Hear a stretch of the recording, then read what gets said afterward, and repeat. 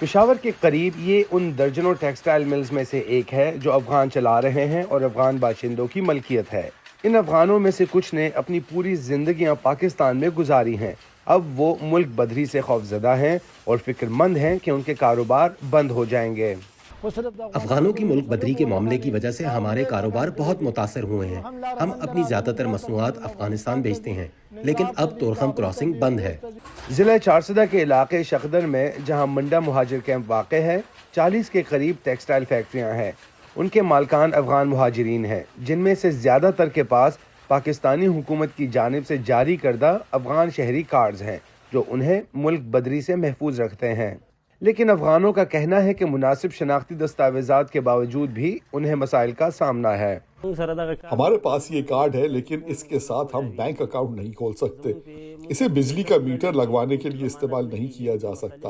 اسے کاروبار کے لیے وارنٹی حاصل کرنے کے لیے استعمال نہیں کیا جا سکتا۔ ہمارے بہت سے مسائل ہیں، اور اگر اس مسئلے پر توجہ دی جائے تو ہمارا کاروبار بہتر ہو سکتا ہے۔ یہ فیکٹریاں بہت سے افغان مہاجرین اور مقامی پاکستانیوں کو ملازمت کے مواقع فراہم کرتی ہیں۔ وہ ہمارا افغان بھائی ہے، میں اس کے ساتھ تقریباً 2 ماہ سے کام کر رہا ہوں۔ ان کم اجرت والے مزدوروں میں سے کچھ اپنے خاندانوں کے واحد کفیل ہیں۔ مجھے ماہانہ $70 سے $80 ادا کیے جاتے ہیں، حالانکہ یہ میرے خاندان کے گزارے کے لیے کافی نہیں ہے۔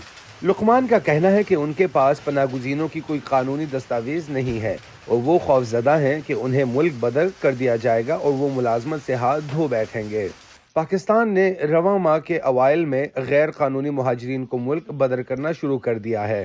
اقوام متحدہ کا کہنا ہے کہ ستمبر کے وسط سے اب تک غیر قانونی طور پر پاکستان میں مقیم تقریباً 3,30,000 افراد کو افغانستان واپس بھیجا جا چکا ہے۔ مسکہ صافی کی رپورٹ کے ساتھ Imran Jadoon, voice of America.